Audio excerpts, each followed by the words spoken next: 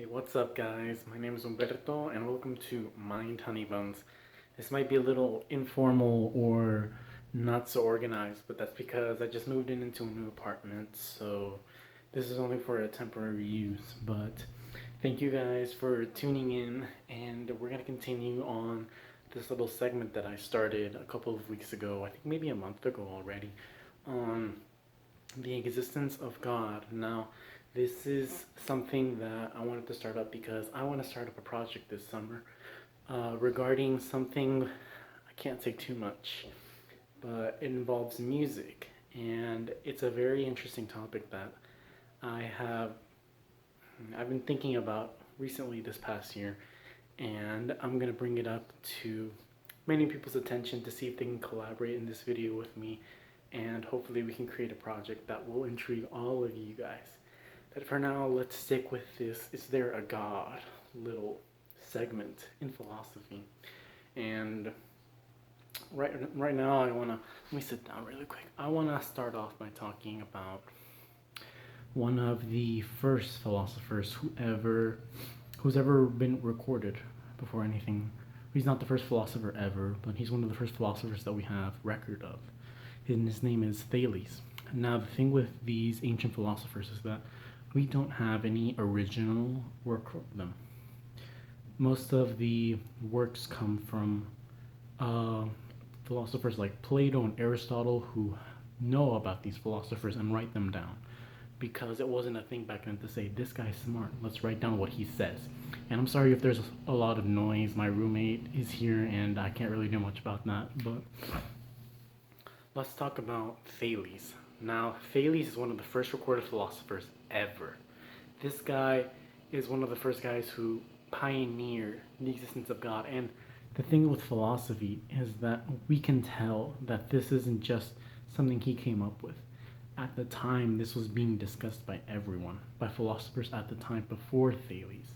Now, we don't have any evidence that there's a philosopher before Thales, but we can confirm that there is one, or that there's many, simply because of the way philosophy works. Philosophy is basically ideas that get passed down and discussed, because we always want to find the answers, and especially when it comes to things like truth, knowledge, and God, these questions will not go away, so they're gonna keep being discussed no matter what. And with Thales was a philosopher that Plato wrote about. Thales was a philosopher who believed that there was this spirit, there was this life, energy in a sense, in water.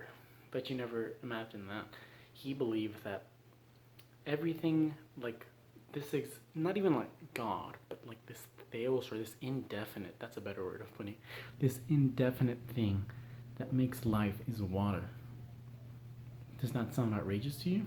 Well, if you think about it, life comes from water in a way.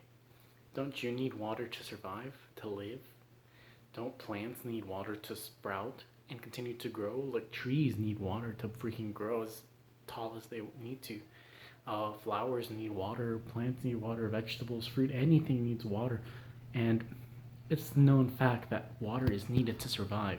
So is it really far-fetched to say that water isn't this indefinite thing? This thing that produces life, the source of life? See, at the time, this was incredible, ingenious thinking, because this was thinking that was being a thing that we should know about Greek philosophers is that at the time, Greece was very separated among individual cities, so this sparked a lot of individual thinking. This sparked very much of a, oh, there is no absolute leader ruling over me. There is no absolute authority that says I have to believe in this. So it sparked individual thought, which is the reason why thoughts like these started coming out. Very interesting thoughts, even though we seem to think, oh, if someone were to say water is God, it's kind of stupid. But at the time, this was a thought that was never even considered. This was a thought that said, oh, maybe we don't have to believe what my other Greek fellows believe. And we're going to get into philosophers who basically shut down many religions, especially their own religions, saying, how could you believe in this and this and that? And they give many good reasons on why. Uh, and keep in mind, these are pre-Christianity philosophers yet. Um, when Christianity comes about, it brings a whole new argument to the table. It's a different story, but the philosophers I'm talking about now are Greek philosophers who believe in Greek mythology and have grown up around that. And with this individual thought sparking up, philosophers like Thales, maybe even his teachers, taught him how to think. And he thought one day, hey, we need water to live, plants need water to grow. How is it impossible to say that water isn't this all-powerful, life-giving thing? And it wasn't that far-fetched to think. And if we think about it, it's not that unreasonable. He was really thinking by himself. No one was telling him what it was. He was observing and he was looking at life, because this is what philosophy is. We look at life to try to find answers. And he was looking at this water thing, this thing that is needed for life, and he said, wow, this could be this infinite thing that gives us life. However, there was his student. His name was, Anaximander. Anaximander, yes. This is Thales' student, and he basically shuts down everything his teacher said. His main argument was that how can water give life? Water produces dry things like land. It doesn't just give everything life.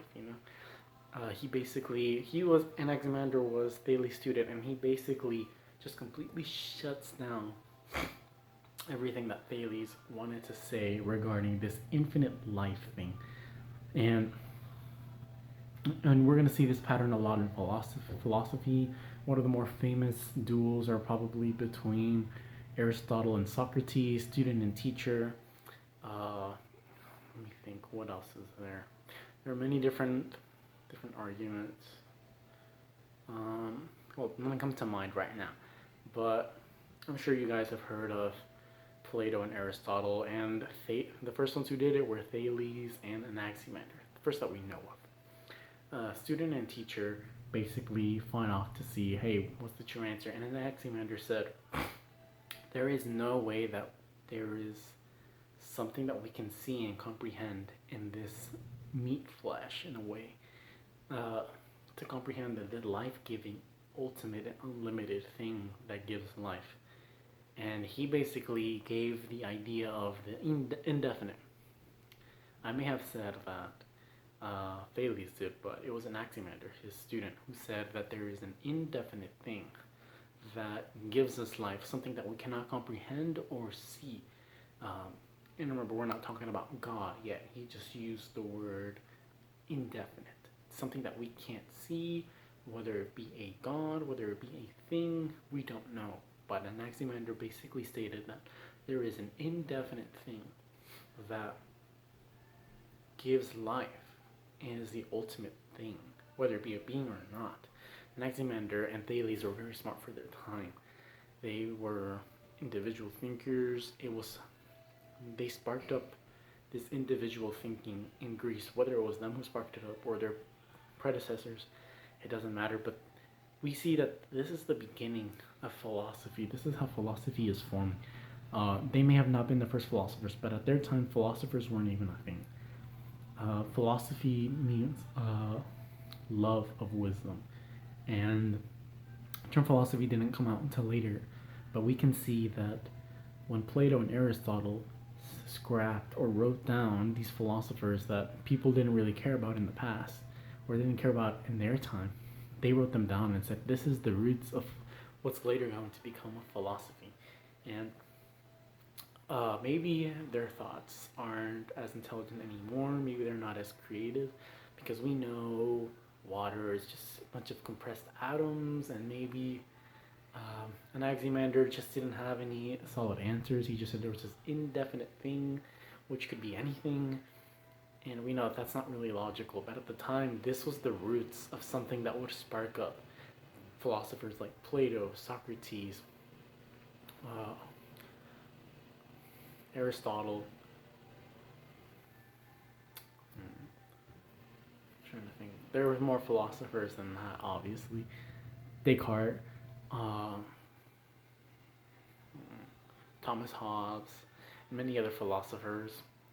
A lot of modern day philosophers who want to talk about. Then comes Christianity. Many philosophers, Christian philosophers who want to find the existence of God. This starts all the way in the beginning, and here with Thales and Anaximander saying, "Hey, we should spark individual thinking, so that with our logical brains we can find solutions to our existence and our life." Thank you guys for tuning in to Mind Honey Buns. If I messed up anything, please let me know in the comment section, or you can email me. I'll be glad to respond in any way. Join the conversation. If you really like what we're talking about, let me know. And what philosophers interest you? I'd love to know. I haven't read every philosopher, but I'd love to read many more. Thank you for tuning in, and remember to keep your mind fed. Keep your mind fed. Feed them honey buns. Give them sweets,